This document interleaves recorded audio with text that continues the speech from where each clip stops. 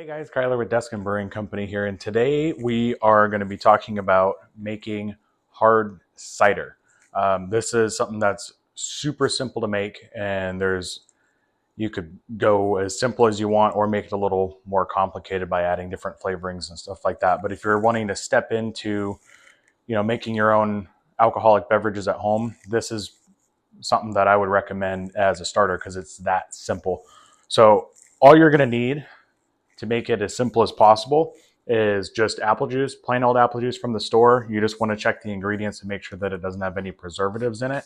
That's going to prevent fermentation from happening with your cider. So just get a simple apple juice to start with, and you can go as little or as much as you want. For today's purposes, we're just doing a 2-gallon batch.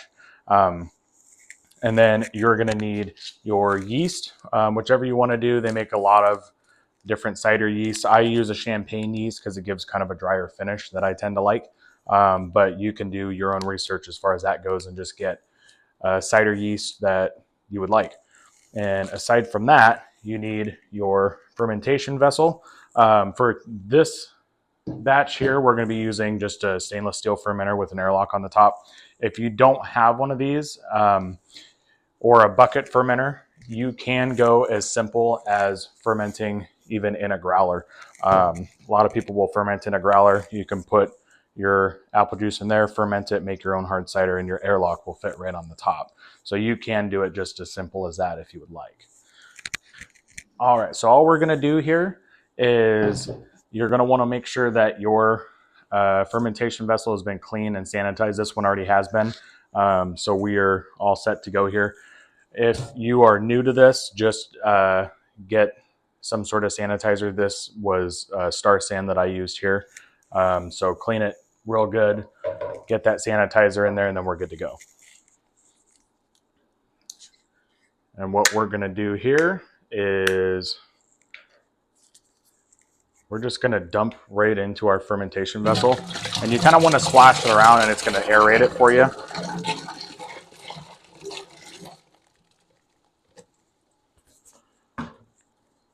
Super exciting stuff.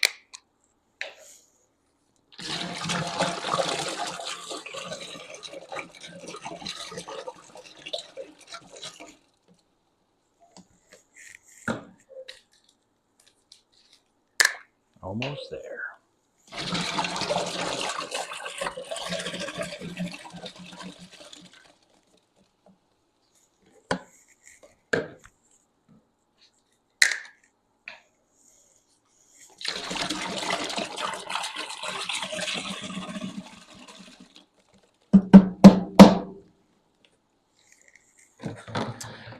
All right, and that's all of our cider in the fermenter there. And what we're going to do here now that I didn't do before I dumped this in here is we're going to take a starting gravity reading for our unfermented cider. So we're just going to go in our test tube here. This has been cleaned and sanitized as well. So we're going to go in our test tube here and check our starting gravity with our hydrometer. Again, if you are new to this stuff here, just getting into making your own alcoholic beverages at home or whatnot, if you don't have one of these, that's okay. With ciders here, your starting gravity, assuming you didn't add any extra sugars or anything like that, they're typically going to be around 1.050 for starting gravity. That's what the case is with this one here. If you don't have a hydrometer or anything to test your gravity, that's fine. You just won't know what the alcohol percentage is once it's done.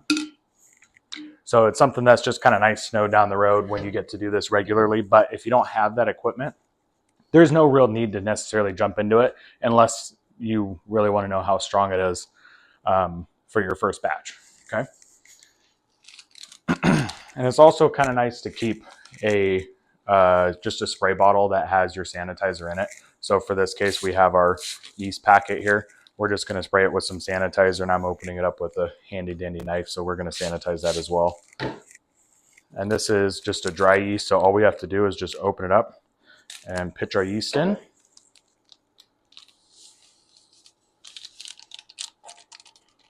just like that. Then our lid goes on.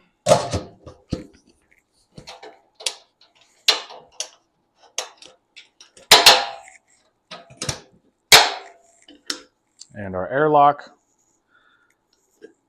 And it got pretty well aerated just by splashing the bottles into the fermenter. But I still like to go and give it another little shake here just to kind of move that stuff around.